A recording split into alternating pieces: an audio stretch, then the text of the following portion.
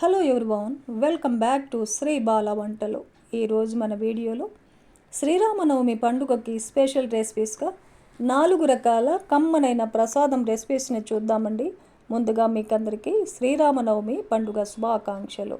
మన first recipe వడపప్పుని ఎలా prepare చేసుకోవాలి అన్నది చూద్దాం. ఒక గిన్నె పెట్టేసుకొని 1 కప్పు పెసరపప్పును వేసేసుకొని 2 సార్లు నీట్గా కడిగేసి మునిగేంత వరకు డ్రింకింగ్ వాటర్ వేసి 1 గంట పాటు నానబెట్టుకోవాలి. వేరొక బౌల్లో 1 కప్పు బెల్లం తురుమును వేసేసుకొని 2 కప్పుల వాటర్ వేసేసుకొని బెల్లం కరగబెట్టుకోవాలి. 1 గంట తర్వాత చూసామంటే పెసరపప్పు చూడండి చాలా బాగా నానిపోయింది కదా. ఇందులో నుండి వాటర్ పూర్తిగా వంపేయాలి, వాటర్ ఉండకూడదు. వడపప్పును కూడా 2 విధాలుగా చూపిస్తాను. ఇలా 1 కప్పులో వడపప్పు పెట్టేసుకొని 1 బెల్లం ముక్క, కొద్దిగా తులసి పత్రాలు పెట్టేసుకొని దేవుడికి నైవేద్యంగా సమర్పించవచ్చు. ఇంకొక స్టైల్లో వడపప్పుని ప్రిపేర్ చేసుకుందాం. వడపప్పులో 2 టేబుల్ స్పూన్లు క్యారెట్ తురుము, 2 టేబుల్ స్పూన్లు పచ్చి కొబ్బరి తురుము, 2 టేబుల్ స్పూన్లు మామిడికాయ తురుమును వేసానండి. మామిడికాయ తురుముకు బదులుగా 1 టేబుల్ స్పూన్ లెమన్ జ్యూస్ను కూడా వేసేసుకోవచ్చు. 1 పచ్చిమిర్చిని విత్తనాలు తీసేసి ఇలా చిన్న చిన్న ముక్కలుగా కట్ చేసి వేసేసుకోవాలి. టేస్ట్కి సరిపడా సాల్ట్ వేసేసుకోవాలి. ఇంకా కావాలంటే 1 టేబుల్ స్పూన్ బెల్లంను తురిమేసి కూడా వేసేసుకొని కలిపేసుకోవచ్చు. ఈ స్టైల్లో చేసే వడపప్పు ప్రసాదం కూడా రుచి చాలా బాగుంటుందండి. కొద్దిగా తులసి పత్రాలు కూడా పెట్టేసుకొని దేవుడికి నైవేద్యంగా సమర్పించుకోవచ్చు. ఇప్పుడు మనకు 2 రకాల వడపప్పు ప్రసాదాలు రెడీ అయిపోయాయి కదా. ఇప్పుడు పానకం ప్రిపేర్ చేసుకుందాం. నానబెట్టుకున్న బెల్లం బాగా కరిగిపోయింది. బెల్లం వాటర్ని ఫిల్టర్ పట్టేసుకోవాలి. బెల్లంలో ఏమైనా నలకలు ఉన్నా కూడా వచ్చేస్తాయి. ఇంకో పావు గ్లాస్ వాటర్ని యాడ్ చేశాను. 1/2 టేబుల్ స్పూన్ మిరియాల పౌడర్ వేసుకోవాలి. 1/2 టేబుల్ స్పూన్ ఇలాచీ పౌడర్ వేసేసుకుందాం. చిటికెడంతా పచ్చ కర్పూరం వేసుకోవాలి. ఎక్కువ వేయకూడదండి, కొద్దిగా మాత్రమే వేసుకోవాలి. కొంచెం ఎక్కువైనా కూడా టేస్ట్ అంతా పాడవుతుంది, లేకపోతే స్కిప్ చేయవచ్చు. కొద్దిగా తులసి పత్రాలను కూడా వేసేసుకోవాలి. 1 టేబుల్ స్పూన్ లెమన్ జ్యూస్ని వేసుకోవాలి. లెమన్ అయితే ఒక చిన్న లెమన్ పిండుకుంటే సరిపోతుంది. 1/2 టేబుల్ స్పూన్ సాల్ట్ వేసేసుకోవాలి. సొంటి ఉంటే మీ దగ్గర 1/2 టేబుల్ స్పూన్ సొంటి వేసేసుకోవచ్చండి. సొంటి అవైలబుల్గా లేనప్పుడు ఇలా కొద్దిగా అల్లం దంచేసి అందులో కొద్దిగా వాటర్ వేసేసి కలిపేసుకొని ఫిల్టర్ పట్టుకున్నా కూడా సరిపోతుంది. ఇప్పుడు ఈ మొత్తం బాగా కలిసేలాగా కలిపేసుకోవాలి. ఎండాకాలంలో ప్రతిరోజు ఇలా చేసుకొని తాగామంటే హెల్త్కు చాలా మంచిదండి. ఇలా పానకం రెడీ చేసి దేవుడికి నైవేద్యంగా సమర్పించవచ్చు. 3వ రకం ప్రసాదం కమ్మనైన పులిహోరను ఎలా ప్రిపేర్ చేసుకోవాలి అన్నది చూద్దాం. కుక్కర్ పెట్టేసుకొని చింతపండు పులిహోరకి 1 గ్లాస్ రైస్ తీసుకుంటున్నాను. 2 సార్లు శుభ్రంగా కడిగేసుకొని ఏ గ్లాస్ అయితే మనం రైస్ తీసుకున్నామో అదే గ్లాస్తో 1 గ్లాసుకి 2 గ్లాసులు వాటర్ వేస్తున్నానండి. మీరు ఇంకా పొడి పొడిగా కావాలి అంటే 1.5 గ్లాస్ వాటర్ వేసుకున్నా సరిపోతుంది. నేనైతే 2 గ్లాసులు వాటర్ వేసాను. టేస్ట్కి సరిపడా సాల్ట్ను వేసేసుకుందాం. 1/4 టేబుల్ స్పూన్ పసుపును వేసాను. 1 టేబుల్ స్పూన్ ఆయిల్ను కూడా వేసేసుకొని 10 నిమిషాల పాటు బియ్యం నానబెడుతున్నానండి. 1 గ్లాస్ బియ్యానికి 50 గ్రాములమైన చింతపండు తీసుకున్నాను. ఈ చింతపండుని శుభ్రంగా కడిగేసుకొని హాట్ వాటర్ వేసేసి నానబెట్టుకుందాం. ఇప్పుడు 10 నిమిషాల తర్వాత కుక్కర్ మూత పెట్టేసుకొని హై ఫ్లేమ్లో 3 విజిల్స్ వచ్చేంత వరకు కుక్ చేసుకుందాం. చూడండి చింతపండు బాగా నానిపోయింది కదా. ఈ చింతపండులో ఉన్న పిప్పినంతా తీసేసుకోవాలి. ఇలా తీసిన చింతపండు పిప్పిలో ఇంకొంచెం వాటర్ వేసేసుకొని ఇంకొకసారి చింతపండును అలా బాగా పిసికేసామంటే పూర్తిగా చింతపండు జ్యూస్ అంతా వచ్చేస్తుంది. ఇలా తయారు చేసుకున్న జ్యూస్ని స్టవ్ ఆన్ చేసుకొని చింతపండు జ్యూస్ని ఉడికించుకోవాలి. ఇప్పుడు ఇంకొక టేబుల్ స్పూన్ సాల్ట్ను వేసేసుకుందాం. మనం రైస్ ఉడికించుకునేటప్పుడు కూడా సాల్ట్ వేసాం కదండి, అది సరిపోదు. 1/4 టేబుల్ స్పూన్ పసుపును వేసేసుకొని 1 టేబుల్ స్పూన్ బెల్లం తురుముని వేసేసుకోవాలి. చింతపండు పులిహోరలో కొద్దిగా బెల్లం వేసుకున్నామంటే చింతపండు పులిహోర టేస్ట్ చాలా బాగుంటుంది.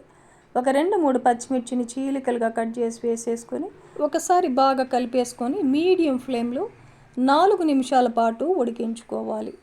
చూడండి 4 నిమిషాల పాటు మీడియం ఫ్లేమ్లో ఉడికించుకున్నామంటే చింతపండు జ్యూస్ కొంచెం ఇలా చిక్కబడుతుందన్నమాట. ఇప్పుడు స్టవ్ ఆపేసామంటే చింతపండు జ్యూస్ చల్లారే లోపల ఇంకొంచెం చిక్కగా తయారవుతుంది.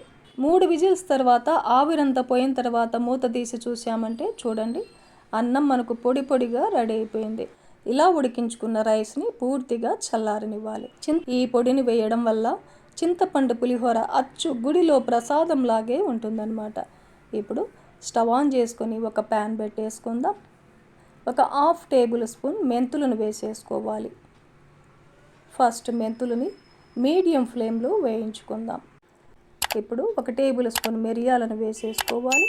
ఒక 1/2 టేబుల్ స్పూన్ జీలకర్రను వేసేసుకొని 1.5 టేబుల్ స్పూన్ ధనియాలను వేసుకోవాలి. ఇవన్నీ కూడా మీడియం ఫ్లేమ్లో వేయించుకోవాలి. ఇలా దోరగా వేయించుకున్న తర్వాత 2 టేబుల్ స్పూన్లు నువ్వులు వేస్తున్నాను. నువ్వుల్ని చివరిలో వేసుకోవాలి. నువ్వులు చిటపట అనేంత వరకు వేయించుకోవాలి. ఇలా వేయించుకొని స్టవ్ ఆపేసి పూర్తిగా చల్లారనిద్దాం. పూర్తిగా చల్లారిన తర్వాత చిన్న మిక్సీ జార్లో వేసేసుకొని మెత్తగా మిక్సీ పట్టేసుకోవాలి. చూడండి, ఇలా మెత్తగా మిక్సీ పట్టుకునే ఈ పౌడర్ని ఒక బౌల్లో తీసేసుకుందాం. ఈ లోపల మనకు అన్నం కూడా బాగా చల్లారింది. ఇప్పుడు మిక్సీ పట్టుకున్న పౌడర్నంతా వేసేసుకొని పూర్తిగా కలిసేలాగా కలిపేసుకోవాలి. ఇలా గరిటెతో కానీ చేతితో కానీ కలిపేసుకోవాలి. ఇలా కలిపేసుకున్న తర్వాత ఉడికించుకున్న చింతపండు జ్యూస్ను వేసేసుకొని మొత్తం కలిసేలాగా కలిపేసుకోవాలి. చూడండి, ఇలా బాగా కలిసేలాగా కలిపేసుకోవాలి. చింతపండు పులిహోరకి పోపును కూడా పెట్టేసుకుందాం. స్టవ్ ఆన్ చేసుకొని ఒక ప్యాన్ పెట్టేసుకొని 4 టేబుల్ స్పూన్ల ఆయిల్ వేస్తున్నాను. నేను ఇక్కడ చింతపండు పులిహోరకి పల్లి నూనె వేస్తున్నానండి. ఇలా పల్లి నూనె వేసుకోవడం వల్ల చింతపండు పులిహోర మంచి టేస్ట్ వస్తుందన్నమాట. ఒక 3 టేబుల్ స్పూన్లమైన వేరుశనగ గుళ్ళు వేస్తున్నానండి. మీకు వేరుశనగ గుళ్ళు ఇంకా కొంచెం ఎక్కువ కావాలంటే ఇంకొక టేబుల్ స్పూన్ కూడా వేసేసుకోవచ్చు. మీడియం ఫ్లేమ్లోనే వేరుశనగ గుళ్ళని వేయించుకోవాలి. అప్పుడే వేరుశనగ గుళ్ళు క్రిస్పీగా బాగా వేగుతాయన్నమాట. వేరుశనగ గుళ్ళు ఇలా వేగిన తర్వాత 1 టేబుల్ స్పూన్ శనగ బేడలు, 1 టేబుల్ స్పూన్ మినపగుళ్ళు, 1/2 టేబుల్ స్పూన్ ఆవాలను వేసుకుందాం.